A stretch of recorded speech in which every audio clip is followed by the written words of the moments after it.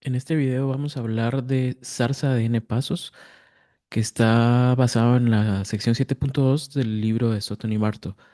Entonces, ¿qué es Zarza de 7 pasos? Bueno, obviamente es continuación de los métodos de N pasos que se habían empezado a estudiar en los videos anteriores, pero específicamente vamos a avanzar del problema de predicción al problema de control. Es decir, en los métodos que se vieron previamente o el método que se vio previamente, solo teníamos el caso de predicción, es decir, dada una política ya existente, evaluarla, encontrar su función de valor, es decir, encontrar el valor de los estados, es decir, encontrar la suma de recompensas que se puede obtener a partir de cierto estado. Pero se asumía que la política ya estaba dada. Ahora vamos a pasar a control, que tiene que ver con no solo evaluar una política, sino encontrar la política óptima. Entonces, ¿cuál es el objetivo de Zarza de N pasos? Es encontrar la política óptima, pero al mismo tiempo la función de valor asociada a esa política, evaluar las acciones. Entonces ese es el objetivo. Por lo tanto, se va a trabajar con un problema de optimización, ya que estamos buscando encontrar la mejor política posible. Pero este nuevo método utiliza también lo que se vio previamente en predicción, es decir, no es algo completamente diferente, sino que es predicción y adicional a predicción se busca encontrar la política óptima mientras el agente aprende. Ese es el objetivo, producir un método para encontrar la política óptima. Es dentro de la terminología de Reinforcement Learning, esto es un método on policy, es decir, que la política evaluada es la misma que el agente está ejecutando y la política que optimizamos o la que estamos mejorando es la misma que la gente utiliza para tomar acciones. ¿Cómo se va a lograr? Se va a seguir un patrón que ya habíamos visto previamente y que es muy común, y es el patrón de GPI, es decir, Generalized Policy Iteration. Generalized Policy Iteration, es decir, el método donde iterativamente se alterna entre evaluación y mejora, evaluación y mejora, evaluación y mejora. Entonces, de eso se va a basar este nuevo método y obviamente, como su nombre lo indica, tiene ideas o se basa en el método Zarza que se estudió en la unidad 6. Entonces, esos son los objetivos, pero la idea principal de cómo lograrlo es que, a diferencia de los métodos anteriores donde buscábamos encontrar los valores de los estados, ahora vamos a buscar encontrar los valores de las acciones. Y si tenemos los valores de las acciones, podemos derivar de la función de valor de acciones una política. Específicamente se va a utilizar Epsilon Greedy, que como ya se sabe es una política que combina exploración y explotación. Entonces, TDDN pasos se utilizó para el método de predicción o para el problema de predicción, mejor dicho, y se buscaba estimar el valor de los estados. Pero ahora, Zarza de N pasos es un problema de control, es decir, optimizar la política o encontrar la política óptima. Y uno de los cambios más evidentes es que vamos a cambiar B por Q, es decir, valor de estados por valor de acciones. ¿Y por qué hacemos esto? ¿Por qué encontrar Q en lugar de B? Bueno, pues porque si tenemos Q, podemos, basado en el valor que la función Q asigna a cada acción, simplemente elegir la mejor acción en un estado dado, sin necesidad de un modelo probabilístico del entorno. Entonces esa es la ventaja más grande y por eso es que lo hacemos. Y vamos a utilizar una política Epsilon Greedy, como se mencionó, que lo que va a hacer es, con cierta probabilidad de Epsilon, va a tomar una acción completamente aleatoria para explorar y con el resto de probabilidad, el agente va a tomar la acción que maximiza la función Q. Ya sabemos que la función Q es una función que a más altos sus valores, mejor. Entonces buscamos el argumento que la maximiza. Comparándolo con el método Zarza que ya se conocía del capítulo 6, podemos darnos cuenta que el Zarza del capítulo 6 era un método de un solo paso y se utilizaban tuplas de experiencia de la siguiente forma, que es estado, acción, recompensa, siguiente estado y siguiente acción. De hecho, el nombre Zarza viene de esta tupla. pero se utilizaban esos datos para actualizar el estimado de la función Q para el estado en el momento sub t y la acción tomada en ese momento. Que como recordatorio de la función Q, la forma de interpretarla o lo que nos dice es que la función Q nos dice el valor, es decir, la suma de recompensas que se espera obtener si en el momento t estoy en cierto estado S y estando en ese estado tomé la acción t y luego continué ejecutando la política pi. Esa es la forma de interpretarlo, entonces es una forma de resumir o de condensar o de prácticamente en un solo número resumir la suma de recompensas que se espera obtener si estoy en cierto estado y tomo cierta acción en ese estado. Entonces, en los métodos de un paso o en el método salsa de un paso, lo que se tenía era que para actualizar este estimado de Q o este estimado de la función Q, el agente daba un paso y observaba una recompensa real y luego hacía bootstrapping, es decir, aproximaba el resto de recompensas futuras utilizando siempre la función Q. Entonces, se utilizaba la función Q para aproximar a la función Q. A eso es a lo que se le conoce como bootstrapping, encontrar un estimado basado en otro estimado. Entonces, Sarsa lo hacía con un solo paso, con una sola experiencia y esa era su característica más relevante o la que lo diferenciaba de lo que estamos viendo ahora. Aquí está la recompensa que se puede ver. Evidentemente es una sola. Lo que va a cambiar ahora es que entonces vamos a tener más, como se va a ver. Pero entonces ahora tenemos un espectro unificado para control, es decir, para la optimización de la política, donde cuando n es igual a uno se tiene el zarza clásico que ya se había estudiado de un solo paso, también conocido como zarza cero. Y si se tiene n infinito, se tiene métodos de control de Monte Carlo. Lo que estamos estudiando en esta nueva unidad es un n intermedio, que nos puede ayudar a encontrar un balance óptimo entre sesgo y varianza, como ya se platicó previamente.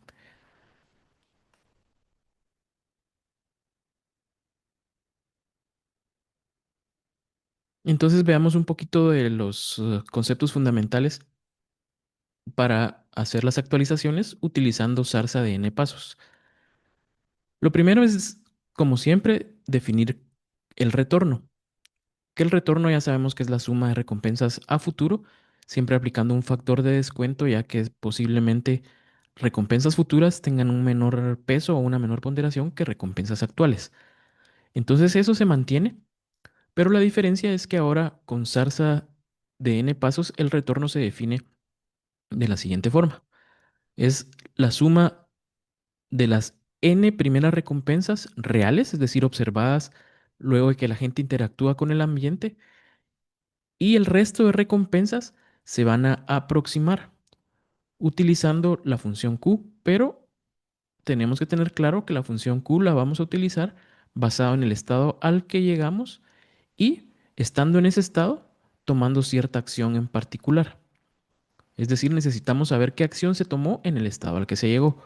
Por lo tanto, tiene que haber una especie de lookup o una especie de eh, look ahead hacia adelante, porque tenemos que tomar una acción en el estado al que se llegó. Pero la interpretación es muy parecida. Si nos damos cuenta, es simplemente sumar n recompensas reales y luego hacer bootstrapping o aproximar el resto de recompensas con el valor estimado actualmente de la función Q en el estado al que se llegó, pero tomando en cuenta la acción que se tomó en ese estado.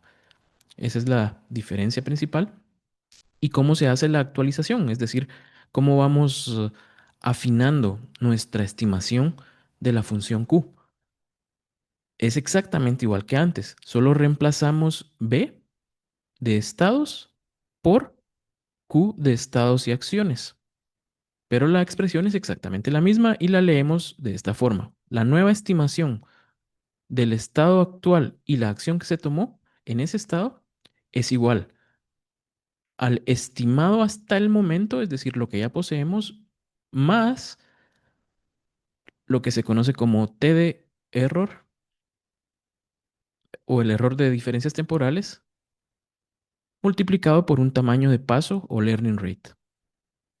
Entonces el efecto de esto es que si nuestro nuevo retorno observado es más grande de nuestra estimación actual, entonces vamos a incrementar nuestra estimación actual un poquito. Ese poquito está determinado por el tamaño de paso, porque obviamente no queremos hacer cambios muy drásticos. Entonces hay una diferencia clave también entre este nuevo método de zarza de n pasos y el método de la sección 7.1 de predicción con temporal differences de n pasos. Y es que en aquel caso, es decir, en el caso anterior, nos enfocábamos en los estados y el diagrama de backup era de estado a estado. Ahora, en zarza de n pasos, nos enfocamos en las acciones y entonces el diagrama es de acción a acción. Obviamente los estados están en medio, pero nuestro enfoque principal son las acciones. Es decir, los diagramas comienzan y terminan en una acción en lugar de en un estado. Esos son los detalles fundamentales y agregando un poquito más o un detalle más, podemos hablar también del método de expected zarza de n pasos. Sabemos que expected zarza utiliza el valor esperado de los estados para hacer una aproximación esperado respecto de la política. Es decir, la política es una distribución de probabilidad, por lo tanto, se pueden calcular valores esperados o esperanzas matemáticas basado en ella. Y Expected Salsa hace precisamente eso. Estima el valor esperado de los estados. Es simplemente, valga la redundancia, calculado como el valor esperado de los Qs respecto de la política. Y aquí se tiene que es exactamente la misma definición del retorno, solo que se utiliza esta definición del valor esperado de los estados. Entonces, por eso el nombre expected, porque viene del inglés de expected values, que es prácticamente la esperanza matemática o valor esperado estadístico. Aquí podemos ver entonces los diagramas de backup de zarza de n pasos y compararlos. Siempre tenemos en los dos extremos lo que ya conocíamos, el zarza original, también conocido como zarza cero, es decir, de un solo paso, donde se tenía que el diagrama empezaba en una acción y esa acción colocaba a la gente en un nuevo estado. Y se tiene en el otro extremo infinitos pasos, es decir, Monte Carlo. Y aquí lo que se tenía era una secuencia siempre empezando de las acciones hasta llegar al fin de episodio. Pero ahora lo que nos interesa estudiar son estos intermedios. Por ejemplo, de dos pasos, tenemos una acción, nos lleva a cierto estado y en ese estado el agente toma una nueva acción, es decir, un total de dos acciones o dos pasos. En n igual a 3 y bueno, aquí en el diagrama faltó algo como esto, porque serían tres acciones. Se toma una acción, se llega a cierto estado, se toma otra acción, se llega a cierto estado y allí se toma otra acción y eso nos da tres pasos en total. Entonces, de forma general, n pasos, pues lo podemos generalizar a una secuencia de n acciones para luego de esas n acciones realizar la aproximación de la función de valor de acciones, no de estados. El algoritmo entonces va a ser muy parecido o va a ser prácticamente una combinación de otros algoritmos que ya hemos visto en el pasado. Entonces, zarza de n pasos, recordemos que su objetivo es estimar la función Q óptima. Estamos haciendo control, entonces buscamos la óptima de el, del entorno en el cual el agente se está desarrollando. Entonces, ¿cuáles son las entradas? Bueno, obviamente el número n de pasos es un parámetro de entrada para el algoritmo. El tamaño de paso para las actualizaciones o learning rate, el factor de descuento y el valor epsilon, que es la probabilidad de exploración o también la probabilidad de que la gente tome una acción completamente aleatoria. Entonces, podemos darnos cuenta de que estos son los mismos que se han utilizado en otros métodos en el pasado y el único nuevo es n, el número de pasos a ejecutar antes de realizar una actualización. Y como todo algoritmo, se tiene que realizar una etapa de inicialización, donde lo primero que se hace es inicializar la función q a un valor real arbitrario, pero recordando que se tiene que actualizar o se tiene que inicializar para todo estado en el conjunto de estados y todas las acciones en el conjunto de acciones. Entonces no olvidemos que la función q por el momento se puede conceptualizar como una matriz o como una tabla donde en cada fila hay diferentes estados y en cada columna hay diferentes acciones. Entonces pensemos que estamos inicializando esa tabla con valores arbitrarios. Algo muy común es hacerlo con ceros o hacerlo de forma aleatoria. Por ejemplo, es común hacerlo con una muestra de una distribución normal centrada en cero.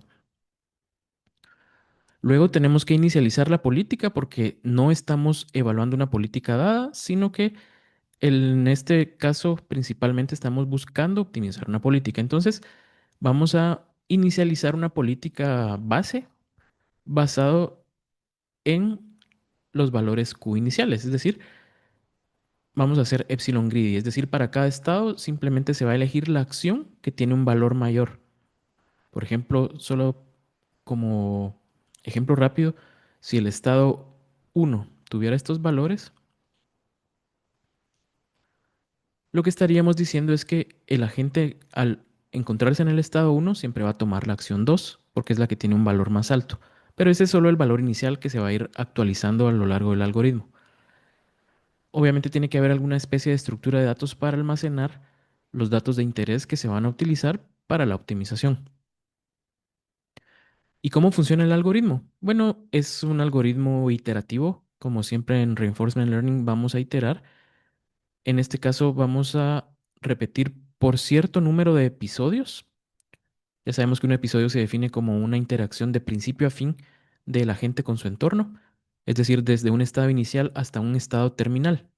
Pero eso se va a repetir varias veces.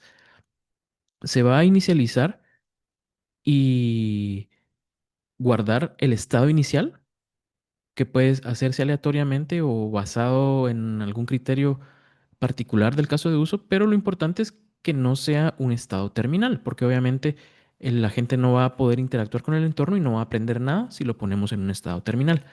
Entonces se inicializa y a partir de ese estado inicial hay que hacer la interacción con el entorno, pero entonces el agente en ese estado inicial en el que se colocó tiene que tomar una acción. ¿Y cómo lo va a hacer? Bueno, basado en su política. Ya sabemos que su política es la que le determina cómo actuar. Entonces va a tomar su primera acción basado en el estado inicial. Y esto es solo para inicializar las estructuras de datos con un valor, valga la redundancia, de inicio o inicial. Parecido al método anterior o al que se estudió previamente, también se tiene una variable t que denota el momento de fin de episodio o el paso en el que se encontró el fin del episodio. Es decir, este va a guardar un número que nos va a decir en qué número de paso se llegó al fin de episodio. Pero como estamos recién empezando, no conocemos cuándo eso va a ocurrir, entonces lo asignamos como infinito. Esa es la inicialización y ahora empieza la interacción de la gente con el entorno. Entonces, iterativamente la gente va a interactuar con el entorno a través de una serie de pasos. Y en cada paso se va a evaluar, pues obviamente que no se haya llegado al fin de episodio. Porque si ya se llegó, ya no tenemos que interactuar con el entorno. Pero si no se ha llegado al fin del episodio, es decir, si esta condición se cumple, entonces, ¿qué va a ocurrir? En el estado en el que la gente se encuentra, va a realizar una acción, obviamente basada en su política actual, y va a, derivado de esa acción, observar una recompensa y va a cambiar al siguiente estado. Entonces aquí tenemos una validación que hacer y es si el estado al que se llegó es terminal, es decir, si ya llegamos al final del episodio, entonces actualizamos aquella variable que Precisamente está diseñada para calcular cuándo termina el episodio. Pero si no es el fin del episodio, entonces hacemos algo diferente, que es tomar la siguiente acción en el estado al que se llegó. Recordemos que luego de tomar la primera acción, el entorno, el sistema cambió de estado, el agente percibió ese nuevo estado y en ese nuevo estado tomó una nueva acción. Entonces, ahora ya tenemos que guardar esa información porque nos va a servir un poquito más adelante. Luego está esta variable tau que nos dice cuál es el número de paso al cual se le va a actualizar su estimación de la función de valor. Es decir, S sub tau y A sub tau.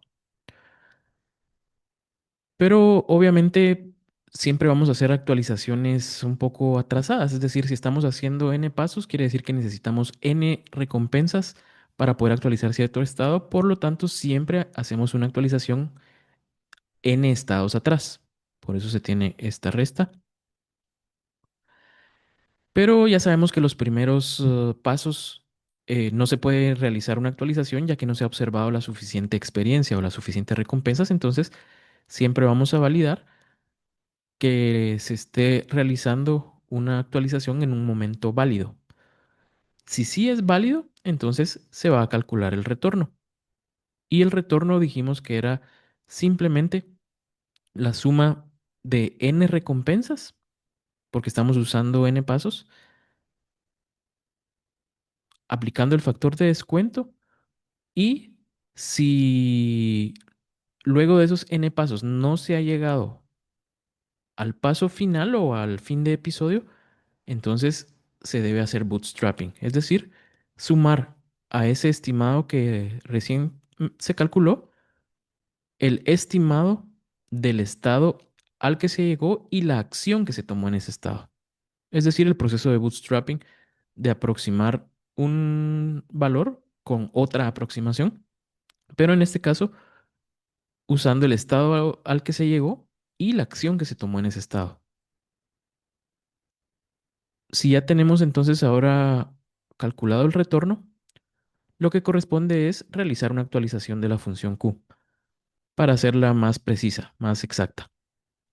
Entonces, ¿cómo se va a hacer? Aplicando la expresión tradicional. Esta es la misma de siempre, que se ha visto en varios métodos, que simplemente es la nueva actualización del estado que estamos, valga la redundancia, actualizando, es igual al valor estimado previamente más el TD error multiplicado por el tamaño de paso. Y entonces esa es la actualización, pero aquí actualizamos solo los valores de la función Q. Pero ahora tenemos que actualizar la política, porque recordemos que estamos optimizando la política. Entonces, ¿qué vamos a hacer? Vamos a actualizar la política para el estado que actualizamos, porque posiblemente los valores cambiaron. Entonces vamos a decir, bueno, en la siguiente ocasión en la que la gente se encuentre en el estado que recientemente actualizamos, lo que vamos a hacer es siempre tomar la acción que tiene el valor máximo de la función Q en ese estado. Entonces, simplemente es actualizar la política haciéndolo de forma epsilon greedy, es decir, ya sabemos que el concepto epsilon greedy es explorar con probabilidad epsilon, pero luego realizar la acción codiciosa, es decir, la que tiene el valor mayor. Y entonces eso es el algoritmo Zarza de, de n pasos. Aquí tenemos un ejemplo interactivo que no, por motivos de tiempo no lo voy a ejecutar paso por paso, pero la idea es poder ir viendo un poco cómo funciona el Zarza de n pasos en un ejemplo donde tenemos un clásico y tradicional grid world, donde tenemos un estado inicial y el agente tiene como objetivo llegar a este estado realizando ciertas acciones que son moverse hacia arriba, hacia abajo, izquierda o derecha. Entonces el agente acá tiene que ir aprendiendo y optimizando su política, es decir, sus acciones a través de su política. Y entonces inicia en ese estado que se mencionó, da un paso hacia la derecha, pero como estamos hablando de n pasos, en este caso n es igual a 3, entonces aún no tiene suficientes recompensas observadas para actualizar su, la función Q. Entonces se da otro paso, llevamos 2 de 3, todavía no se puede actualizar. Siguiente paso, la gente se mueve a este estado, ya llevamos 3 pasos, eso quiere decir que ya podemos actualizar el primer estado. Y la actualización es cero, dado que las recompensas observadas en el camino han sido cero y el valor estimado del estado al que se llegó también es cero.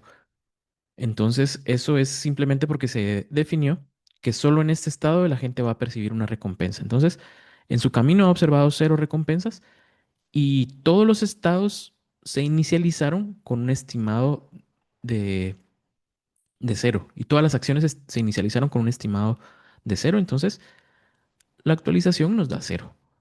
Pero eso no siempre va a ser así. Si seguimos avanzando, ahora se da un nuevo paso y eso quiere decir que se puede actualizar un nuevo estado, que en este caso sería el segundo estado. Pero ocurre lo mismo. Como hay cero recompensas observadas a lo largo del camino y el estado al que se llegó y la acción en la que se toma en ese estado tiene un estimado de cero, entonces el estado 2 o el segundo estado también tiene una aproximación de Q de cero. Pero se itera nuevamente, se actualiza un nuevo estado, pasa lo mismo, se ejecuta otra iteración y se llega al estado objetivo, al estado terminal, y en este sí se observa una recompensa. Entonces, ¿qué va a pasar? Bueno, que ahora al ir 3 pasos hacia atrás, es decir, uno, 2, 3 estados previos, esta actualización sí tiene un valor mayor a cero. ¿Por qué razón? Porque la recompensa observada acá se propagó 3 pasos hacia atrás. Y obviamente si seguimos repitiendo esto, entonces las estimaciones se van a ir actualizando y se van a ir haciendo cada vez más exactas. Ahora se actualiza este otro estado, misma historia, este otro, misma historia. Y obviamente esto fue un solo episodio, pero si se tuvieran más episodios, entonces ahora, cuando la gente llegue a este estado, la información o la estimación que se tiene de Q se va a propagar 3 pasos hacia atrás. Entonces así es como funciona zarza de n pasos.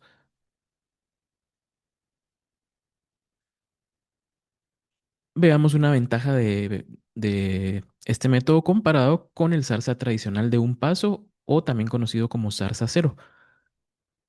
Pensemos en un ejemplo, no es exactamente el mismo ejemplo anterior, no hay que confundirnos, pero es un ejemplo similar donde se tiene un grid word y el agente tiene un estado inicial y un estado objetivo al que tiene que llegar y cuando llegue aquí va a observarse una recompensa. En el resto de pasos también hay recompensas, pero en este problema están definidos como ceros. Entonces no cambian nada porque al sumar cero pues va a seguir siendo cero. Pero entonces el estado final o el estado objetivo es ese que se vio allí y nos vamos a dar cuenta de que una de las ventajas de Zarza n pasos es que nos ayuda a aprovechar más la información recibida. ¿Por qué razón? Nos vamos a dar cuenta de que acá en el Zarza de un solo paso, el tradicional o también conocido como Zarza cero, cuando el agente llega al estado objetivo y recibe la recompensa que se obtiene al llegar al objetivo, como es Zarza de un paso, solo se va a actualizar un paso hacia atrás. Es decir, solo aquí en este estado se va a aprovechar la información de la recompensa observada. Y en el resto de la trayectoria no ocurre nada. En cambio, si se utiliza zarza de n pasos,